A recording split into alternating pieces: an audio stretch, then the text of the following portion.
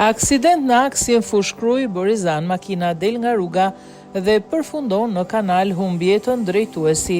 Një aksident automobilistik i ka marrë jetën një 62 vjeçari në aksin rrugor Fushkruj Borizan. Burimet për mediat bëjnë të ditur se automjeti i drejtuar nga shtetësi 62 vjeçar Vathleka ka dal nga rruga dhe është përplasur me një bordur duke rënë më pas në kanal.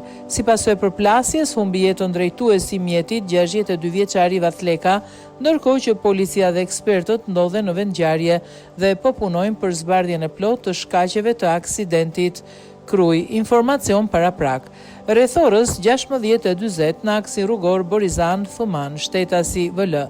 Rreth 62 vjeç dyshohet se ka humbur kontrollin mbi drejtimin e automjetit i cili ka dal nga rruga. Përpasoj drejtuesi i automjetit ka ndruar jetë në spital.